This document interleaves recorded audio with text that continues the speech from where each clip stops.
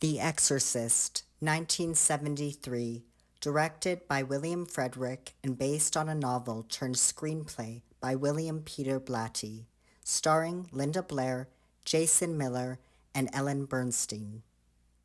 Good evening, horror fans, and welcome to the Baronass Midnight Horror Review.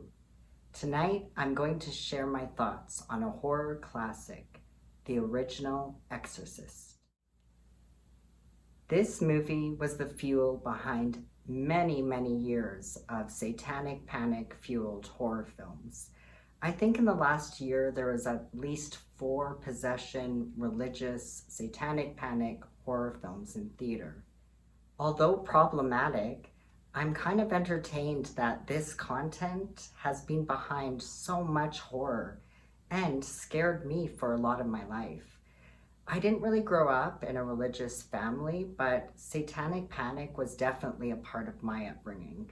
It's why I wasn't allowed to play Dungeons and Dragons as a child.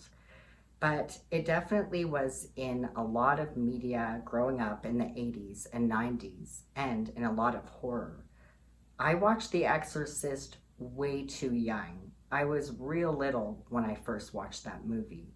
And I will never forget that experience for the rest of my life. It honestly terrified me for a lot of my life and inspired many years of serious nightmares. I'll never forget lying in bed late at night watching this movie. I think was just on cable, and I will never ever forget the scene that scared me the most of the whole movie. I don't know if I actually watched it until the end, but I definitely caught a lot of very scary scenes.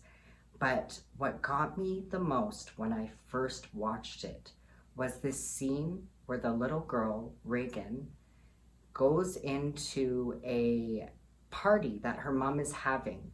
She's just starting to experience the possession. She walks into the party. Her mom, I think, told her to stay in her room. She may have been supposed to be sleeping, but she comes into the party with all these adults there, and she just stands there and she urinates on the floor. And it was so unsettling to me as a child because she hadn't done that for the rest of the movie, and I just remember being so terrified and, like I said, completely unsettled. And I think that really is about losing control. And I could sense that as a child, and that's what scared me the most.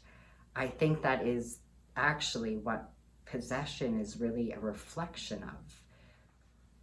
All in all, though, I find this movie incredibly fascinating because of the power that it holds. It's just a movie, but it's fueled fear in a lot of people for many, many years, and it really keeps going. As I said, the theme continues, and there's movies that keep doing this same theme over and over and over again, and we're still watching. And sometimes it's not even a new way of doing it. It's just kind of this same old possession movie, but as I said, I really enjoy watching the possession. It's entertaining to me, so I really enjoy watching possession movies for that reason. And it humors me as someone who doesn't believe in it, that some of it gets so grotesque and wild.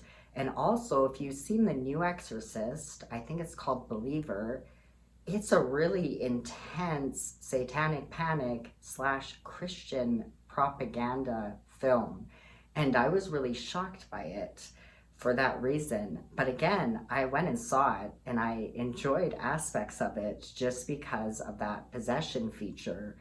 But definitely, I think one of the hardest in the Christian propaganda part of it.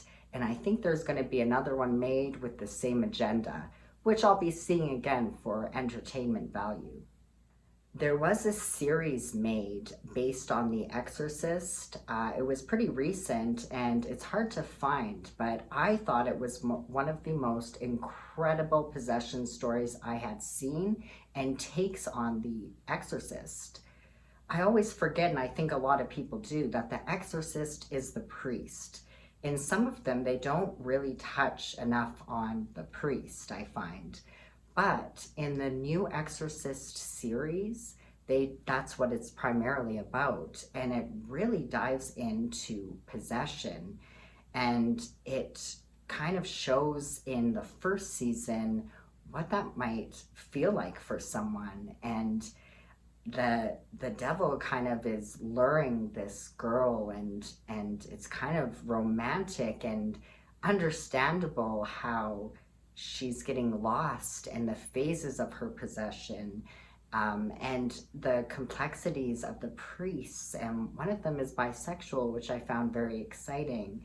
And they're really good characters, and they're kind of renegade priests, which gave me a new kink, by the way. But anyway, I really loved watching that show. So if you can find it, I highly recommend it. I think honestly, what scares people really fascinates me. I always have wanted to make horror movies. I was lightly involved in haunted house industry for some time and missed that a lot. But what really fascinates me is what scares people. What scares me. It's different from a lot of people I know, but possession is a common theme, and for some people who don't even believe in it, they find some of the visuals really scary. So some people still get scared by these movies. As I said, The Exorcist is all kinds of wrong, and we know that. But there is something really entertaining about it to this day. I really understand what makes it a classic. I think something that controversial that comes out during that time is going to have some hold on what scares people for some time. If you haven't seen the original Exorcist, which I've met some horror fans that have skipped it, I suggest just watching it just to know what it's all about. These are just some of my brief thoughts on this movie, but I would really love to hear what you think about The Exorcist. So please comment and let me know any thoughts you have on The Exorcist. Thank you so much, viewers, for joining me this midnight at the Baronass Midnight Horror Review. There's plenty more to come, so stay tuned. And be sure to subscribe, like, and please do comment on my videos. I'd love to hear from you. Until next time.